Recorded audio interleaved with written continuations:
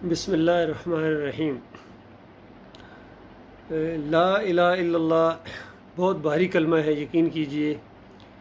आप लोगों को इसकी ताकत का अंदाज़ा नहीं है कि जब ये नारा लगाया जाता है, जिसे नारा तकबीर भी कहते हैं, तो इसके सामने कोई ताकत ठहर नहीं सकती है।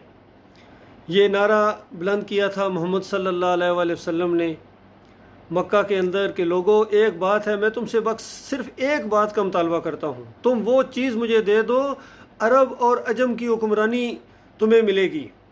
तो इस पर अबू जहल ने कहा कि आप एक कलमे की बात करते हैं, हम 10 कलमे आपको देने के लिए तैयार हैं, बताओ वो कौन सी बात है। हम तो इस सरदारी के चक्कर में पड़े हुए हैं, आप अजम और अरब की सरदारी का वायदा कर रहे हैं, तो मैं 10 कलमे पढ़ने के लिए तैयार हूँ। मोहम्मद सल्लल्लाहु अलैहि वसल्लम ने फरमाया था कि 10 नहीं चचा, बस सिर्फ एक पढ़ दो, और एक ये है कि बल कुलू ला इलाहा इल्लल्लाहु तुफ्लिहू, कहो अल्लाह के अलावा कोई इलाह नहीं है, कामयाब हो जाओगे। अल्लाह के अलावा कोई इलाह नहीं है, कोई माबूद नहीं है, कोई दाता नहीं है, दस्तगीर नहीं है, मुश्किल कशा नहीं है, हाजत रवा नहीं है, गरीब नवाज नहीं है। अल्लाह के अलावा कोई पुकारे जाने के लायक नहीं है, वास्ते वसीले के लायक नहीं है, नज़र न्याज के लायक नहीं है, रुकू और सजदे के लायक नहीं है, सिवाय अल्लाह। बस एक अल्लाह तुम्हारा एक अकेला माबूद है, ये समझ लो। तो ये मामला है मेरे भाइयों। देखो, जब वो खुलूस के साथ अल्लाह की रज़ा के लिए और दिल की गहराइयों से लगाया गया था, उसका नतीजा क्या निकला था। उसके बाद फिर वो सारे मराइल आए थे, मक्का से देश निकाला दिया गया, 2 दफ़ा हिजरत करना पड़ी, और फिर मदीने में जब पहुँचे हैं हिजरत करके, तो वहाँ ये मारने के लिए गए थे। तो उसके बाद कितनी जंगें लड़ी गईं, और कितने रिश्तेदार हैं, जो एक तरफ अगर भांजा है तो दूसरी तरफ मामू है, एक तरफ बाप है दूसरी बेटा है, उनके दरमियान जंग हुई है। और जंग खालस अल्लाह की रज़ा के लिए कि अल्लाह अकेला इलाह है या उसके अलावा कोई और भी इलाह है, बस ये। तो मेरे भाइयों, मेरा कहना ये है, मेरी थ्योरी ये है, मेरा ईमान ये है, मेरा यकीन ये है कि आज भी अगर तुम वो कलमा, वो नारा अल्लाह के लिए लगाओ, तो आपके सारे मसाइल हल हो जाएंगे। लेकिन मसला ये है कि मैंने अपनी ज़िंदगी के अंदर जो मेरा तजर्बा है, मैंने देखा है कि इस कलमे के नारे को खालस सियासी मकासद के लिए लगाया गया है, और वो नारा लगाने वाले या तो उसके मानी को नहीं जानते थे, ख़ुद उस नारे के ऊपर उनको यकीन नहीं था, ईमान नहीं था, और उसके मुताबिक उनकी ज़िंदगी नहीं थी, या वो मुनाफिक थे। 2 बातों में से एक लाजमी है, क्योंकि अगर वो मुखलस होते तो नारे ने तो अपना रंग दिखाना था। तो ये हुआ है मेरे भाइयों। सबसे पहला जो ये नारा लगाया गया कि पाकिस्तान का मतलब क्या, ला इलाहा इल्लल्लाह, ये नारा खालस सियासी बुनियादों के ऊपर लगाया गया, और उसका मानी नहीं जानते थे वो। अगर मानी जानते होते तो फिर अल्लाह के अलावा कोई माबूद यहाँ इस खिते के अंदर कैसे हो सकता था। इस टुकड़े को जो उन्होंने हासिल किया था, बड़ी कुर्बानियाँ दी उसकी खातर, तो इसके अंदर तो शिर्क और कुफर का नामो निशान नहीं होना चाहिए था। तो फिर तो इस मामले में सच्चे होते, तो इस्लाम का किला बनने की बजाय इसको ये शिर्क और कुफर का गोदाम बना दिया।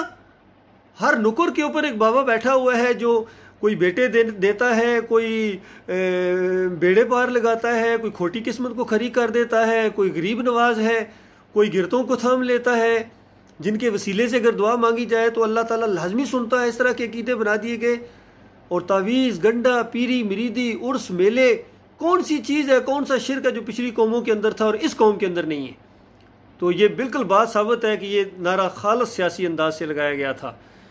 फिर दूसरी मरतबा मैंने जो ये नारा देखा, वो इन तालिबान की हुकूमत ने जब लगाया कि हम तुम्हारे बुतों को तोड़ देंगे, तो उस वक्त बड़ी हैरानगी सी मुझे महसूस हुई कि ये बुतों को तोड़ने की धमकी इस वजह से दी जा रही है कि हमारे ऊपर जो आप लोगों ने पाबंदियां लगाई हुई हैं, इंटरनेशनल पाबंदियां हमारे ऊपर लगा दी हैं, ये हटाओ वरना हम तुम्हारे बुतों को तोड़ देंगे। गौर कीजिए इस बात के ऊपर कि ये पाबंदियां अगर हटा दोगे तो बुतों को नहीं तोड़ेंगे, और अगर पाबंदियां कायम रहेंगी तो हम बुतों को तोड़ देंगे। तो इंटरनेशनल माहौल इस तरह का था कि वो पाबंदियां तो नहीं उनके ऊपर से उठी, और उसकी वजह से उन्होंने वो बुत तोड़ दिए। तो ये मामला है, ये जो बुत शिकनी की गई थी, ये खालिस दुनिया हासिल करने के लिए और दुनियावी पाबंदियों को हटाने के लिए थी, अल्लाह की रज़ा के लिए नहीं थी। अल्लाह जानता है, अगर वो सिर्फ अल्लाह की रज़ा के लिए वो बुतों को तोड़ देते और जितने मज़ार थे और जितनी ये दरगाहें थी इनको ख़त्म कर देते, तो ये इंटरनेशनल पाबंदियाँ कुछ भी नहीं इनका कर सकती थी और ज़रा बराबर उनको फ़र्क नहीं पड़ना था। तो फिर ये देखो, इसके बाद मैंने ये सियासी नारा ये देखा, ये जो मुत्तहिदा मजलिस अमल बनी थी, इन्होंने अपना निशान किताब रखा कि हम अल्लाह की किताब को नाफिज कर देंगे, बस ये है, बस अल्लाह की किताब का मामला है। तो उसके बाद इनको मौका भी मिला फजलुर रहमान साहब को वहाँ हुकूमत बनाने का। तो आप गौर कीजिए कि इस कलमे के साथ और अल्लाह के दीन के साथ उन्होंने क्या खेल खेला, और क्यों ना खेल खेलते। इससे पहले इनके वालिद साहब 9 जमातों को इकट्ठा कर चुके थे निज़ाम मुस्तफ़ा के ऊपर कि हम निज़ाम मुस्तफ़ा नाफिज कर देंगे। तो बताइए कौन सा निज़ाम मुस्तफ़ा हुआ था कि अली अजमेरी साहब की कब्र के ऊपर ये हलवा बांटा था जाके उन्होंने कि मेरी इलेक्शन का अगर यहाँ से मैं आगाज़ करता हूँ तो मुझे कामयाब करो। और बताओ अल्लाह के बंदो, तुम शिर्क के दाई हो, तुम शिर्क के साथ ऐसे तुम्हारे गहरे तलकात हैं कि अल्लाह के बंदों के सामने झुकना, इनको दाता दस्तगीर कहना, मुश्किल कुशा कहना, ये तुम्हारी रगों का खून है। तो किस तरह तुम्हें ये कलमा वो नतीजा दिखाएगा? इसका वही नतीजा निकलना था जो आज आपके सामने है। फिर अभी हालिया दिनों के अंदर ये एक बड़ी बात सामने आई है कि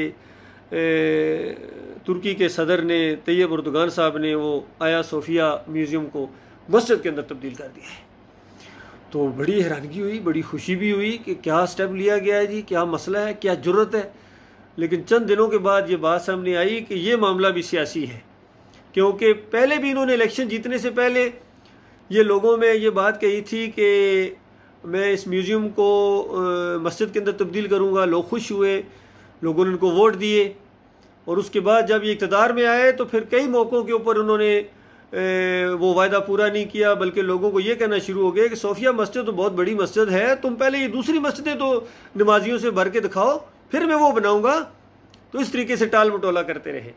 और अब जब उनको ये महसूस हो रहा है कि शायद अगले इलेक्शन में मैं ना आगे आ सकूं और उनका वोट बैंक ज़रा गिरता जा रहा था, तो उन्होंने फिर दोबारा ऐलान कर दिया, फिर हीरो बनने की कोशिश की कि मैं इस, बल्कि वो ऐलान भी कर दिया, शायद उसमें वो नमाज भी पढ़ना शुरू हो गए।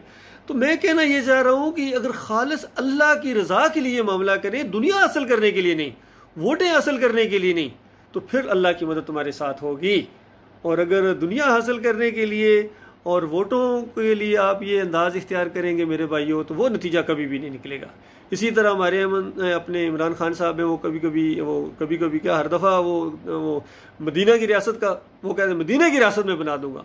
वो इसमें अगर आप मुखलिस हैं तो मदीना की रियासत से पीछे तो शिर्क और कुफर की दुश्मनी का एक पूरा सिलसिला चलता है, और आप जाके मज़ार के सामने लेट जाते हैं, वहाँ सजदे करते हैं, कभी जनती दरवाजे से गुजरने की कोशिश करते हैं, कभी बाजू के ऊपर मैंने खुद अपनी आंखों से देखा वो या अली मदद लिखवाए, वो इमाम जामन के क्या कहते हैं वो आप बंधवा रहे हैं, कभी कादियानियों की चादर अपने ऊपर लपेट रहे हैं, कभी वो गुरुद्वारा बनाता है वहाँ वो उनकी तरह सिखों का वो जो रुमाल मैंने आपको देखा बांधे हुए अपने ऊपर। अब वहाँ इस्लामाबाद में आप मंदिर बना के दे रहे हैं अपने बैतुल माल से, तो कौन सी मदीने की रियासत आप बनाएंगे? तो ये मदीने की रियासत और इया का नाबुदु इया का नस्ताइन कहना छोड़ दें, क्योंकि ये आपके साथ मैच नहीं खाता है।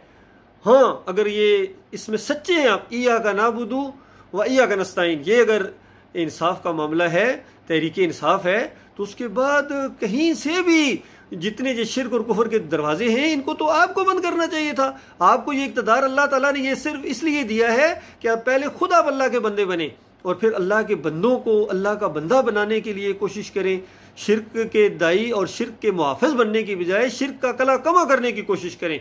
और आप खुद आपकी तकरीरों में मैंने सुना है कि वो सूद की शरह 13% से 7% आ गई है, और इतना ये सूद, आपको मालूम है सूद क्या है? अल्लाह और अल्लाह के रसूल से ऐलान जंग है।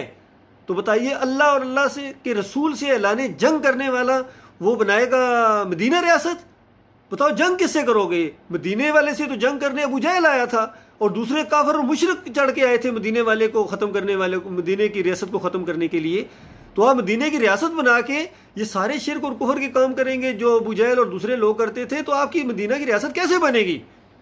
ये मामला अल्लाह के बंदो एक दफ़ा तजर्बा कर लो, ये नारा यहाँ से लगाओ यहाँ से दिल की गहराई से लगाओ कि अल्लाह के अलावा कोई माबूद नहीं है। इय्याका नअबुदु व इय्याका नस्तईन को पहले समझो कि अल्लाह के अलावा ना किसी की इबादत होगी और ना किसी को मदद के लिए पुकारा जाएगा। या अली मदद नहीं पुकारा जाएगा, या रसूल मदद नहीं पुकारा जाएगा, या मुय्यद्दीन चिश्ती नहीं पुकारा जाएगा। तब आपको पता चलेगा इय्याका नअबुदु व इय्याका नस्तईन क्या है। अल्लाह ताला इस कलमे को समझने और इसके ऊपर डट जाने की तौफीक अता फरमाए। अल्लाह जानता है इस कलमे को लेकर उठो अल्लाह के बंदो। मेरा तो दिल ठुक गया है कि यही कलमा है जिसके ज़रिए इनकलाब आएगा, यही कलमा है जिसकी बुनियाद के ऊपर ये इस्लामी रियासत कायम की जाएगी इंशाअल्लाह। और फिर आप देखेंगे कि इस कलमे के ज़ोर से कोई आपको ना हिंदू आपको धमकियाँ देगा और ना कोई और मुल्क आपकी तरफ आँख उठा कर देख सकेगा। अल्लाह ताला हमारा हामी और नासिर। अल्लाह ताला हमें गौर व फिक्र करने और संजीदगी के साथ इसके ऊपर जम जाने की तौफीक अता फरमाए।